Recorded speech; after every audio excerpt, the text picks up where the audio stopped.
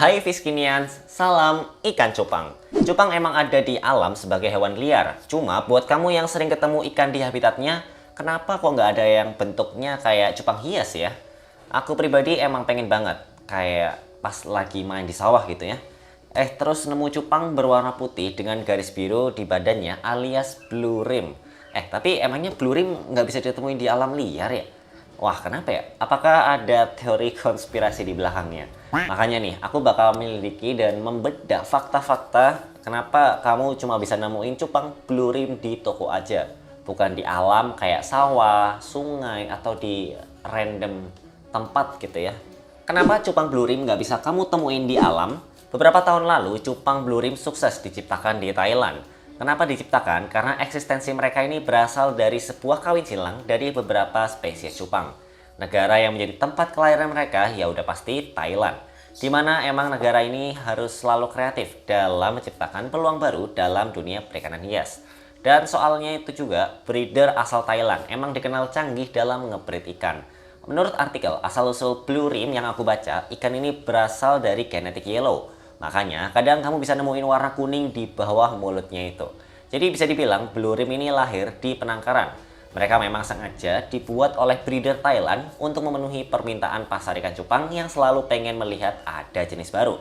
Untuk terus mengikuti dan berkreasi demi pasar, breeder asal Thailand selalu mencoba untuk melakukan selective breeding dan kawin silang untuk bisa mendapatkan jenis cupang baru yang bisa meramaikan pasar cupang dengan harga yang tinggi.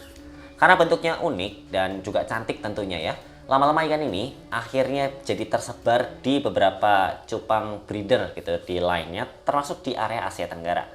Dan salah satunya tentu Indonesia ya. Pada awal kemunculannya, banyak yang jatuh cinta sama ikan ini karena jelas bentuknya yang sangat memanjakan mata. Lihat, putihnya aja bikin adem gitu ya, ditambah garis biru di badannya. Mantep banget.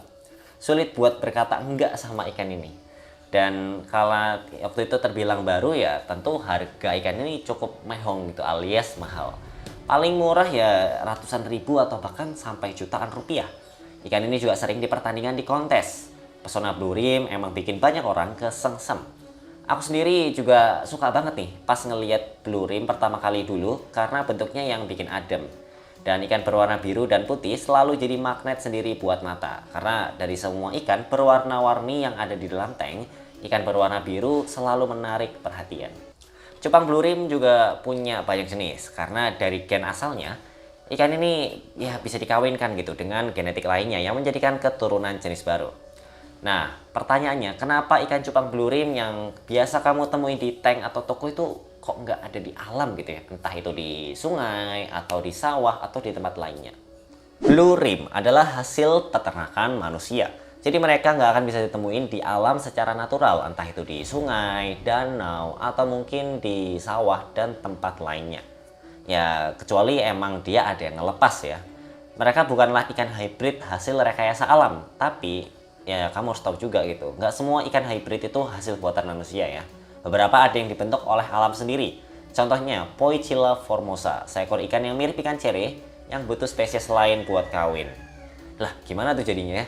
Unik sih. Jadi spesies Poichila formosa ini nggak punya jantan gitu. Jadi semuanya ikannya betina gitu. Dan karena cewek semua, ya mereka butuh jantan buat berkembang biak kan. Kalau cuma satu jenis doang ya mana mungkin bisa bertahan. Jadi Poichila formosa harus kawin dengan ikan jenis lain untuk bisa mendapatkan keturunan dan berkembang biak. Nggak perlu kayak dibuahi gitu kayak. Jadi si Poichila formosa cuma butuh mengaktifkan ovum mereka dengan meminjam sperma jantan jenis lain.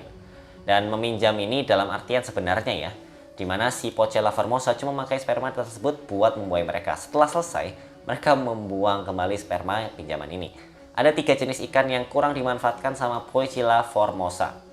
Dan yang paling banyak sih rata-rata adalah pertama Poichila lactina, kemudian yang ketiga adalah Poichila mexicana, dan yang ketiga adalah Poichila spenops. Dan jadi Poichila lactina ini memang seumur hidupnya mesti melakukan sebuah kawin silang dengan ikan jenis lain, biasanya dari ketiga jenis tadi. Keturunannya adalah hasil kawin silang yang bisa dibilang memang diinisiasi oleh alam dan gak memakai campur tangan manusia. Tapi ada ikan yang masih satu nasib dengan blue rim, yaitu sama-sama dibuat di penangkaran untuk keperluan komersil, yaitu glowfish. Nah, glowfish ini terbukti udah bisa ditemuin di alam liar karena ada oknum penghobinya yang melepas ikan ini ke sungai.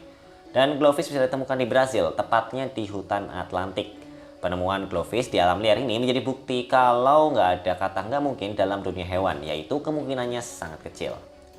Nah, glowfish dijual oleh perusahaan asal Amerika Serikat dan distribusinya udah mendunia. Bahkan sekarang juga jadi tren gitu ya di kalangan para penghobi aquascape. Kemarin aku juga sempat jalan-jalan ke pasar ikan hias Jatinegara. Dan di sana hampir semua pedagang berjualan glowfish. Nggak semua ya, tapi hampir lah. Dan gimana caranya? Ikan yang berasal dari jauh ya, tiba-tiba berkembang biak di Amerika Selatan. Harus juga diakui juga sih, walau berasal dari budidaya, namun spesies ikan yang dijadikan glowfish memanglah ikan asal Amerika Selatan. Ya, contohnya Black Tetra ya, menjadi salah satu spesies ikan yang dijadikan bahan sebagai glowfish. Secara natural, ikan ini emang berasal dari Brasil. Jadi ketika dilepas ke sana, ya walau nggak perlu waktu lama buat adaptasi sih. Karena ya ibaratnya mungkin glowfish kan kalau kita lihat lebih ke warna ya. Jadi beda warna aja, tapi secara sifat harusnya kurang lebih sama. Nah, berada di lingkungan naturalnya membuat ikan ini jadi kerasan dan lama-lama bisa berkembang biak juga. Jadi sangat masuk akal gitu. Ikan-ikan hasil budidaya manusia memang sulit buat ditemuin di alam liar karena memang diciptakan untuk keperluan pasar ikan hias atau bahasa Inggrisnya itu ornamental fish. Mereka bukanlah ikan yang diambil di alam liar lalu dijual gitu kepada para penghobi. Ikan-ikan hasil budidaya ini termasuk blue rim, makanya kalau kamu mampir gitu ya, cek-cek gitu, itu hampir mustahil ya nemuin blue rim di alam liar. Ya kecuali memang kalau ada yang lepas ya. Walau hampir mustahil, tapi ada beberapa bukti yang cukup kuat kalau ikan ciptaan dari budidaya ini bisa lancar gitu hidup di alam liar. Seperti glowfish dan juga ikan lohan. Maka dari itu mungkin kamu bisa nemuin cupang blue rim di alam. Tapi jangan ngarep sih ya. Lebih baik mungkin nabung kali ya, jadi lebih yang pasti-pasti aja.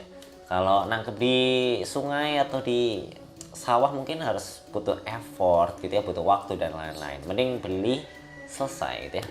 Kalau menurut kamu gimana? Kamu suka ikan cupang blue rim nggak? Tulis di kolom komentar. Sampai jumpa di video-video fish kinian berikutnya.